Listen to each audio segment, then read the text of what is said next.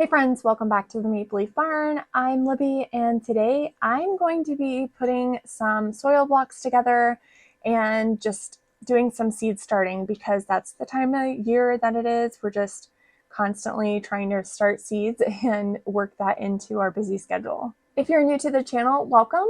And if you're returning, thanks for hanging out with us on our flower farm here in Southwest Ohio. Today I'm going to be using this small size soil blocker that I got from Bootstrap Farmer. And then I also will be using the mesh trays, also from Bootstrap Farmer. That's how we're going to be doing a lot of our seed starting this year. And that's kind of a new method for us, so I'm excited to see how that turns out.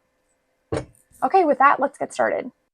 First off, we need to moisten up the soil medium. We have a mixture of coconut coir and Pro Mix. After mixing up the soil and water thoroughly, we can start pressing it into the soil blocker. I am new to this method of seed starting, so I do not claim to know everything about this, but it's worked out so far. My biggest tip is to make sure that the soil is wet enough for the blocks to stay together when placing them into the tray. I didn't do this my first time around, and they all crumbled. As we enter February, we really are starting to ramp up our seed starting. Our last frost date is now officially April 30th, which is a full week earlier than what our frost date has traditionally been. We have now moved from Zone 6A to Zone 6B, which is definitely concerning as we watch northern climates move into warmer zones.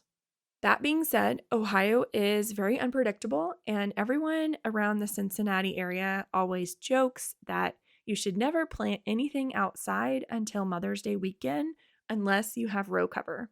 Thankfully, we do have row cover and greenhouse plastic, so this isn't a big issue for us, but I would just throw that out there that you want to make sure that you have protection for any of your little seedlings in case you do have a really late frost or high winds. Looking back at last season, I planted out our first summer crop seedlings on May 6th. This probably just happened because Grandma was able to come over and we were able to have a full day of just planting seedlings, and that takes a lot of time and a lot of effort, so we definitely needed some childcare help for that. It's always helpful to keep track of when you sow your seeds, when you plant them out, and when you have your first harvest. This always helps you provide yourself with a guideline for the following season. We need to start all of our cool season flowers or anything that takes over 100 days to maturity. This includes things like dianthus, digitalis, snapdragon, eucalyptus, lisianthus, strawflower, and delphinium, among others. All the seeds that are going to take less than 75 days to germinate and get to maturity are going to be started way later in the season. And those seeds include things like sunflowers and zinnias and other waves of snapdragons. I'm using the toothpick method for sowing these seeds because the seeds are so tiny, it's hard to keep up with where they're going, and it's easier to pick it up with a toothpick than with your finger. Sometimes seeds are so tiny that the seed company will sell them as pelleted seeds, which means that they add a coating to each seed in order to help identify the seed, which makes them a lot easier to visibly see when sowing.